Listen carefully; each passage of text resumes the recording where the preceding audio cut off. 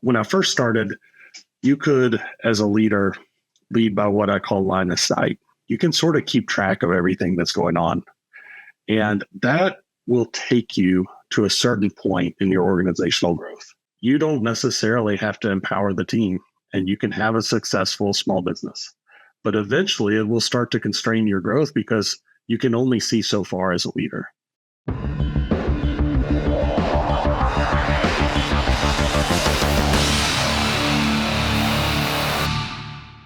This podcast is brought to you by Fast Slow Motion, a team of expert consultants that have helped hundreds of growing businesses build scalable systems on the HubSpot and Salesforce platforms. To learn more, visit fastslowmotion.com. Welcome to the Fast Slow Motion podcast, where we teach you how to build a business you love while enjoying your life. In our podcast, we talk key learnings, cheat codes, hacks, and principles that have served us on our journey in the hopes that they serve you as well. I'm your host, Sam Donaghy, and today I'm joined by Jeff White, FSM's Chief Delivery Officer. Jeff, it's great to see you, and thanks so much for joining us. Hey, thank you, Sam, for having me. I'm excited to be here. Absolutely. So, Jeff, you actually play a rather critical role here at Fast Slow Motion. You lead all of our delivery teams, right? So what that means is they all report up to you, and they report up to you in a hierarchy of project leaders and client directors, right? So you're essentially a leader of leaders. And that's why I'm really looking forward to talking with you today. Things like, how to promote a culture of leadership through all layers of an organization, as well as something we think is a pretty critical skill for business leaders to master, right? If they want to be able to scale. And it's something that you call second order leadership. But before we dive into that, I'd love to hear more about your role here at Fast Slow Motion. So can you tell us a little bit more about what you do here? My role is the Chief Delivery Officer here at Fast Slow Motion, and I'm responsible really for ensuring our clients' success. So I do work with the client directors and project leaders and the rest of the team to ensure that we deliver an awesome client experience. And I'm aware that you attended a graduate school for leadership as well. So you've always had an interest in leadership in some form or another. There was a time there where I thought maybe I should be a pastor. What I found in exploring that calling was that as I went to this graduate school for leadership, and what I found as I was around other pastors, it was clear that that was not my calling. I get nervous speaking in front of people, and just some of the rigor required to be a pastor didn't align with who I am.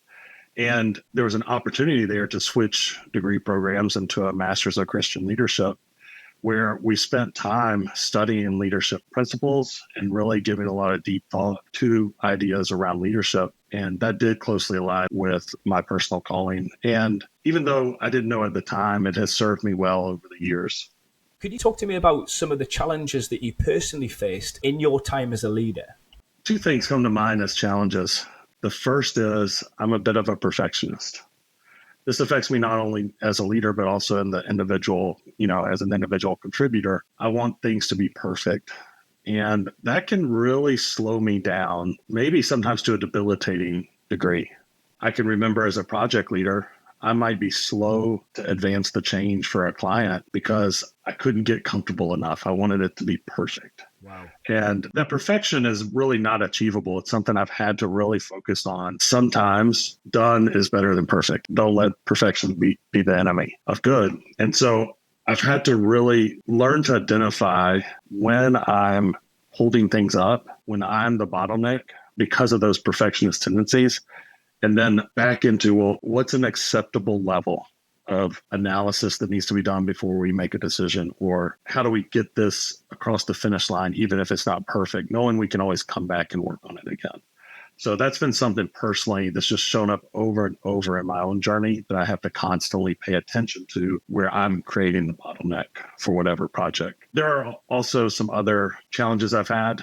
For example, one that comes to mind, and I think this one's true for a lot of leaders, is really learning to be direct with team members, primarily internally. We work in the services world implementing CRM solutions, it's true there as well. We have to be direct with our clients, but that's a challenge. I want to be nice. I'm a little more passive in those scenarios. I've had to really be intentional about developing that skill and having the important conversations that need to happen when they need to happen.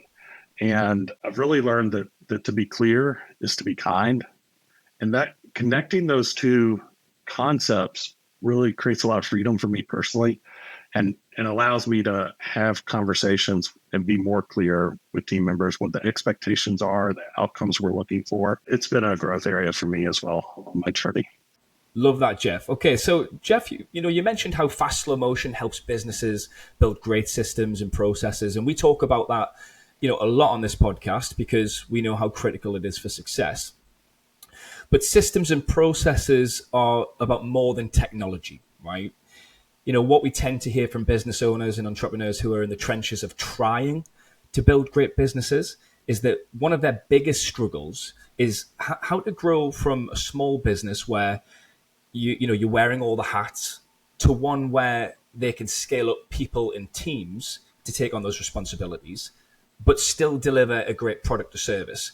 So the question I have is, where should they even start? I would say first that it's very hard to grow and scale a business. So if you're feeling challenged, if you're feeling overwhelmed, that's a very normal feeling.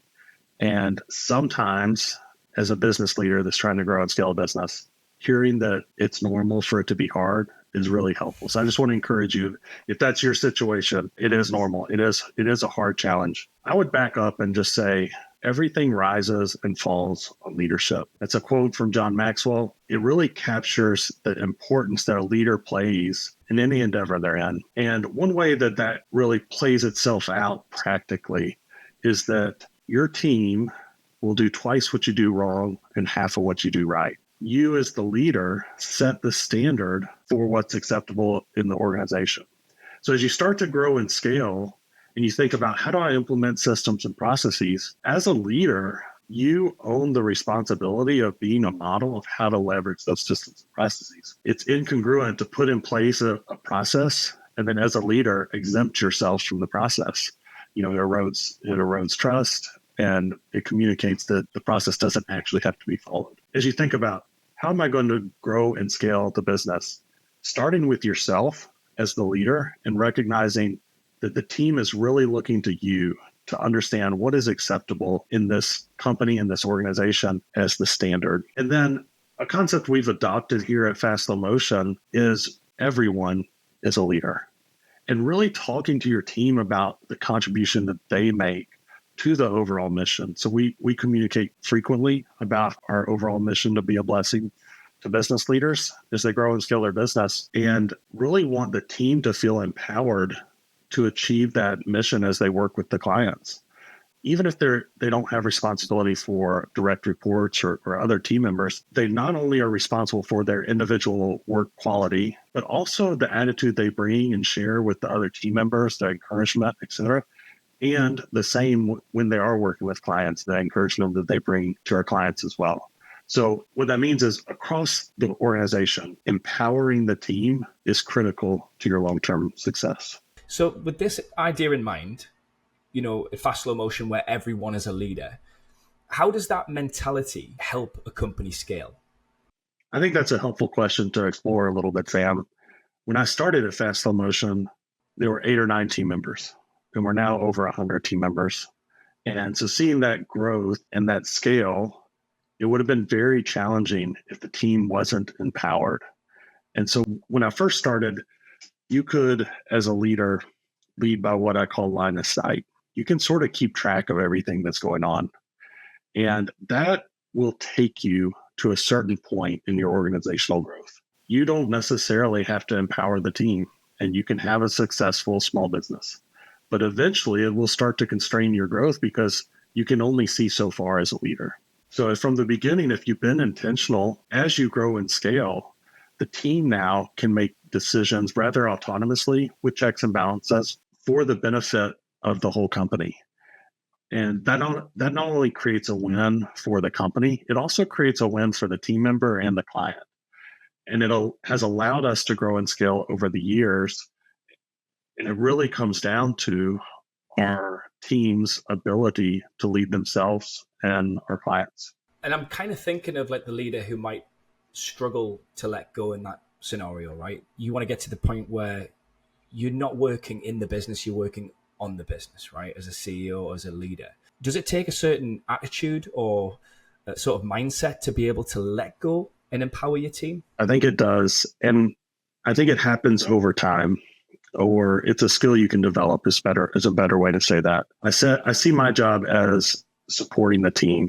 So I want to ensure our team has everything they need to be successful in the endeavor of delivering an awesome client experience. So I really focus on supporting the team. It can be challenging because what happens is that the team member may make a different decision than what I would make in any given scenario. And that can be very challenging as a leader because you have to really ask yourself, number one, is that okay? And it requires that I check my ego at the door. What I know is that our team wants the best for both FSM and our clients. And I have to trust that they are more knowledgeable about the scenario and the situation than I am. And so sometimes their decisions are different than what I would make in the same situation. But I think that's okay. And I think that we are in a better place because that is happening. It means that Fast Slow Motion is not limited to me or John or anyone's individual capacity, because as a team, we're significantly stronger. Love that. Yeah, I get the sense that the team grows into a much more well-rounded unit because of the freedom that they get to do that. Jeff, I suppose it's one thing to talk about encouraging leadership, as you're mentioning here, empowering the team, but it's another thing to depend on the people that report to you to act as leaders and still deliver that great outcome. How do you make sure those things are happening without having to be involved in the day-to-day tasks, stepping away from that bottleneck, as you mentioned?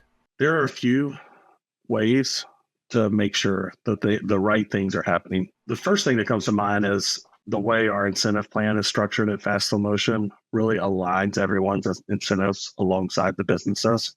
We really want our team to think like business owners and have tried to structure the incentive plan in every role to align that thought process. So that's one.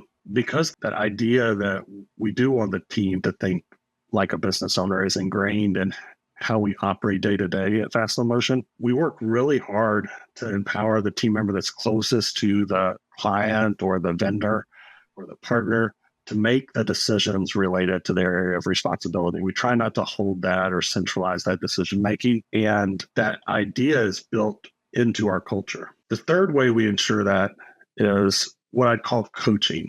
That can summarize quite a bit of activity. We conduct one-on-ones with all of our team members and their leader every month. So coaching happens there, but that meeting is really intended as a check-in. We give direct feedback near real time shortly after an interaction. We run reports in our system to ensure we're responding at the right frequency. So we audit what's going on. It's not a oversight, it's a support type of coaching where we want our team to be successful. For them to be successful, they need coaching. I need coaching, and I still get coaching. But that idea that we all need coaching and accountability permeates the organization. We have systems and process to ensure it's happening. So, Jeff, can you actually talk us through what exactly second order leadership is? Second order leadership is the idea that we're not focused on just achieving the outcome. As leaders, we're responsible for that. We do have to ensure the business objectives are achieved. The things that as a business we're set out to do, the products we provide are high quality, the services meet the client's needs. We have to achieve those business objectives and outcomes. But as a leader, we have the opportunity, and it is an opportunity. It's not a requirement, but it's an opportunity to ask, as we achieve those outcomes, how do we leverage the process of achievement to ensure that the team that we have entrusted to us also experience growth in their careers, in their skills, in their opportunity, so that at the end, we not only have the outcome, but we have a team that's grown by way of achieving the outcome. Let me ask you this, Jeff. How far down does the concept of second order leadership actually work in an organization? Is it just for the people who report directly to you? Or can it work all the way through an organization that has multiple layers of management? It can work all the way through the organization. I would say it's modeled by the leader, So the team, like I said, they will do what they see you doing and you'll set the standard. So looking for those key opportunities, there's a lot of literature out there in the productivity space on how to delegate tasks and how to be more efficient. And those things are extremely valuable. There's Michael Hyatt's 5 levels of delegation, or Rory Vaden's both Procrastinating on Purpose. There's a lot of content about how to do more efficiently or with better focus. And that's really helpful. But I think the place that those fall short is they tend to focus on the benefits to the leader. If I delegate tasks as a leader or projects even, then that means as a leader, I can do more. And that's certainly true. Like I said, we have to ensure we achieve the business outcomes. But I do also have the opportunity to say, okay, in setting up these projects or tasks, what are the needs of my team? Where are they in their skill sets and careers?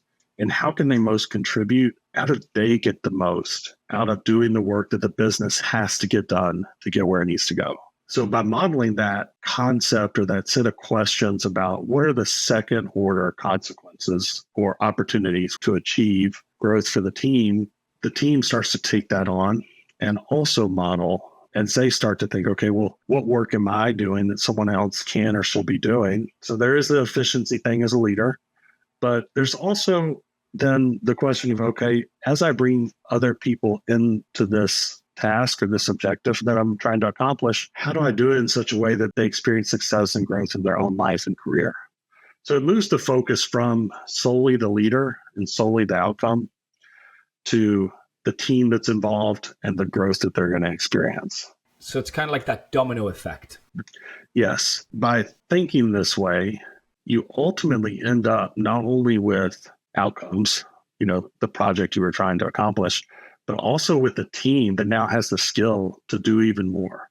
So that as the business grows and scales, you're not only hitting the mark on your outcomes, but you're building a team that can consistently hit the marks. So it's leadership, but it's scaling leadership throughout the whole business, right? It's permeating through the whole business as you scale. Yes. It's so interesting. And so can you give me an example of what a healthy second order leadership would look like? Yes. We work, for example, with a lot of clients that are implementing a software, they're doing a CRM implementation project. And an effective leader is going to look at that project and say, okay, as a business, we need to implement systems and process to support our growth, whatever tool set that is that you're implementing. And they're going to go through the evaluation process, go through the implementation process, post-launch support, enhancements. They're going to go through the entire process and achieve that outcome for the business. And likely, they won't be the only one involved. They'll involve key stakeholders. Depending on the size of the company, it can be various stakeholders, but they'll likely bring in other team members. And so second order leadership asks that question. In this software implementation project, how am I going to empower the team in a way that matches where they're at in their level of growth, their skills and ability? That growth exists at the edge of our comfort zone. So how am I going to empower the team? And sometimes that may mean allowing a junior team member simply to give input and be a part of that project. Seeing the project from front to back may be the experience that team member needs. It may also be, the other end of the spectrum is allowing a team member to run the project front to back. And well, if I'm going to do that as a leader, how do I set them up for success? Again, we got to have the outcome. We got to get to success. How do I set them up for success? This can actually be harder than doing it ourselves. So I may need to set up individual weekly sessions where me and this team member sit down and talk about the project and what's going on. So I didn't abdicate my responsibility. I'm not dumping a project on somebody, but I'm setting them up for success with intention. So that now when we get to the end of the project, they've not only achieved success, the business hasn't only achieved success, but they've grown as part of the process.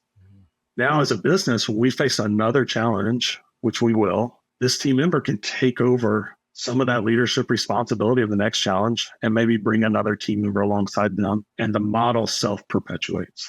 I love that. Like you said, it can be harder initially, but in the long run, it's going to benefit you by making that choice, that decision earlier on. What's the opposite end of the scale? What does it look like when a business doesn't do second order leadership very well? That's a little more challenging to unpack because I do think it's possible for a business to be successful and not be intentional with the leadership. So it is possible to have a successful business that doesn't have this intentionality behind growing the team. If I think through how that might show up in a business, some things that come to mind would be the way I like to think about it is relying on being lucky instead of good. So you're counting on the hero model, an individual contributor or a team lead in that software implementation project example, just happening to make all the right decisions and get to the outcome for the business. And that does happen. There are a lot of high performing individuals out there and they make an impact in the businesses they work in. And so it is possible to achieve the outcomes. The other thing that I think happens is the culture starts to adopt this idea that the leader has to make all the decisions or is the primary decision maker. So even if they're not making the decisions, the team's asking, well, what would the leader want me to do? Or I heard the leader say this 2 years ago in this scenario, and they'll quote it to your other team members. Well, the leader said X. And so the leader becomes the bottleneck in that situation because the team doesn't feel empowered. Again, you can still have success. You can still grow.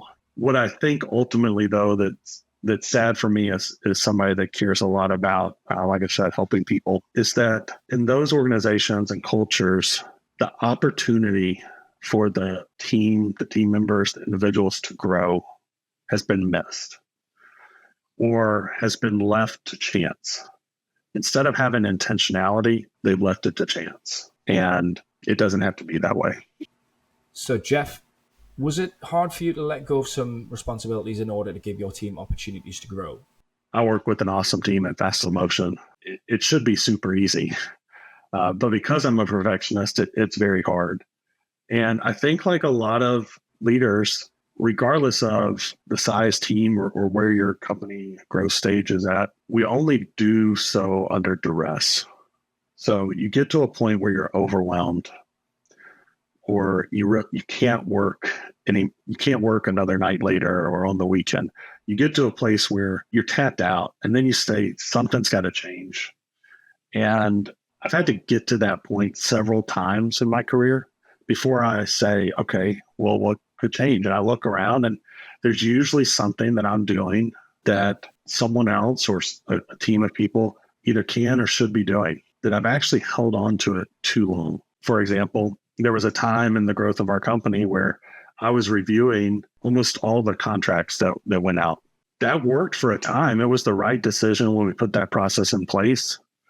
But at some point, it became the wrong approach. I had to recognize that. And it was a slower journey than it should have been. So we put in place a different process where there's a team of people that reviews those contracts as they go out. And we have a process to manage it, a system to support it.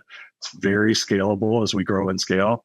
We might not have to change that aspect of how we do reviews. But that's just one example where it took me getting to that point of duress before I stepped back. But when I stepped back, it wasn't just, man, I got to just dump this on somebody. I'm too overwhelmed. It was, right. How do we put in place a scalable system that not only gets that outcome done, but also lets other people that are actually better at doing that work, closer to the details of the contract, do that work and contribute and grow from it. So, Jeff, we talked about systems and processes earlier. What systems and processes do you need in order to implement and really maintain second order leadership? I think largely it's a level of intentionality on the part of the leader. For example, they may see an underperforming team member that may or may not report to them. And the initial reaction may be to get in and solve the problem. But a second order leader is going to stop and think about it a little bit and say, okay, how do I not only address the performance, but empower their manager or leader to skill up in addressing an underperforming team member? So it's an actual opportunity for the company. So it is definitely a state of mind. If I had to define a system or process around it, I think the first is to define that first order outcome. What is the actual objective you're trying to achieve? You have to be clear where you're going in order to get there. And then the next question would be to stop and consider, how do I get there in a way that maximizes the team growth? So first, be clear about where you're going. Second, have some intentionality about how you're going to get there. And then as leaders, there's a whole lot of content in the world on this, but we have to communicate the plan. So totaling the first two steps, being clear about where we're going, how we're going to get there, and then making sure that everybody that's involved has a clear understanding of both where we're going and the plan to get there. And then I think what's key is to figure out how are we going to audit the performance. Is that going to be, for example, a software implementation project? You don't want to wait until the end to find out you're going to miss the mark. What are the checks you can put in place along the way to ensure it's progressing like it should? Or if it's something that happens consistently in the business, having a check or an audit to ensure that the team is performing like they should. So looking for ways to audit. And if we circle back a little bit to that idea of coaching, we don't want to audit in a way that demoralizes the team and feels like Big Brother's always watching them. We really want them to feel supported and have access to the whatever tooling or checks we put in place so they can audit themselves and really ensure they're doing the work to the best of their ability, because we all make mistakes. So that coaching is really important. Jeff, what advice do you have for a business owner who's currently dealing with some form of dysfunction or a lack of leadership throughout their organization? How can they get their business back into a healthy place? Sam, there's a lot of things that could be dysfunctional in a business. So there's a wide spectrum of things that may need to do. So we'll focus on maybe just a few things that come to mind. The first is to consider going back and listening to episode 5, where Martha, one of our project leaders, talks about vulnerability-based trust and really getting at the heart. She gives some very practical exercises you can do as a leader to create a more trusting environment. And that can serve as a foundation for getting healthy. Another step you can take as a leader that's really practical is to ask yourself this question: what failure of leadership on my part has led to this outcome? It's very easy to blame poor performance on external factors, or to blame an unhealthy culture on an internal team member who's toxic. It's very easy as a leader to give our agency away. And I think the thing I love about this question is that it makes it our responsibility as a leader. So what failure of leadership on my part has led to this outcome? And by identifying that failure, it allows us as a leader to go address it.